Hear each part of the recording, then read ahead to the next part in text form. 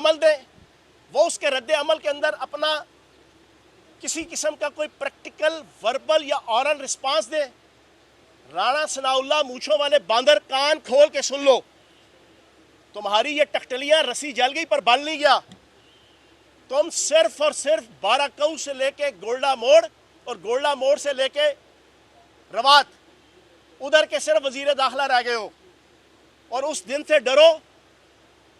डरो कि जिस दिन यहाँ पर वजीर दाखिला फयाजुल हसन चौहान हो पंजाब के अंदर, फिर मैं तुम्हें बताऊंगा कि हरा समुंदर गोभी चुंदर बोल मेरी मछली कितना पानी। ये इस किस्म की धमकियां देकर ना तुम हमें डरा सकते हो, ना हमारे पार्लियामेंटेरियन को डरा सकते हो।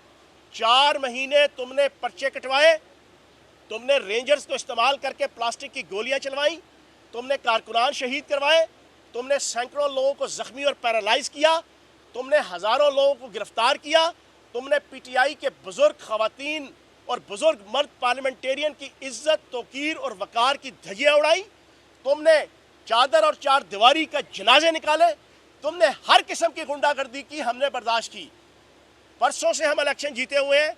हमारे किसी लीडर ने मेरे समेत अपने किसी बयान और प्रेस कॉन्फ्रेंस में ये नहीं कहा कि हम इसका बदला नून लीग की क़यादत से लेंगे। हमने नहीं कहा, ना हमारी ये सियासत है। हमने ये कहा कि वो ब्यूरोक्रेसी और वो पुलिस और वो अफसर कि जो शाह से ज़्यादा शाह के वफादार रहे और जिन्होंने आइन और कानून की धज्जियां उड़ाकर 4 महीने गुंडागर्दी और बदमाशी की सियासत की, हम उनको पीडा एक्ट के तहत इखलाक और कानून के अंदर के दायरे के अंदर रहते हुए एहतसाब के शिकंजे में लाएंगे।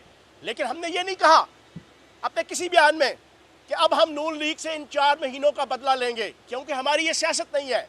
हमने 3.5 साल के अंदर रावलपिंडी में नून लीग के और पीपल्स पार्टी के डिस्ट्रिक्ट के अहदेदार मेरे डेरे अस्ताना आलिया चौहान शरीफ से आके अपना जनाब काम करवाते रहे हैं और उनके काम होते थे।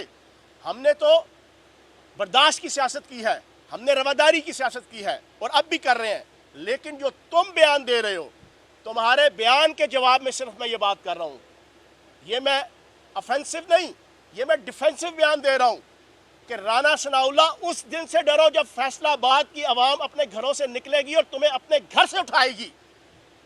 उस दिन से डरो, छोड़ दो, रवादारी की सियासत करो, एहतराम की सियासत करो।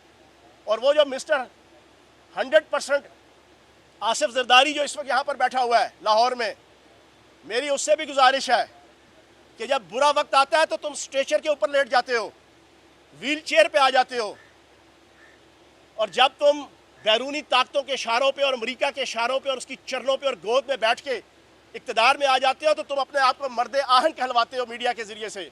और तुम्हारे जो चेले चांटे हैं वो सारा दिन आकर कहते हैं जी एक जरदारी सब पर भारी। हालांकि सारी दुनिया को पता है एक जरदारी पूरी पीपल्स पार्टी पे भारी। पीपल्स पार्टी का नाम लेवा कोई नहीं है सिंध की 2-3 डिवीजनों के अलावा।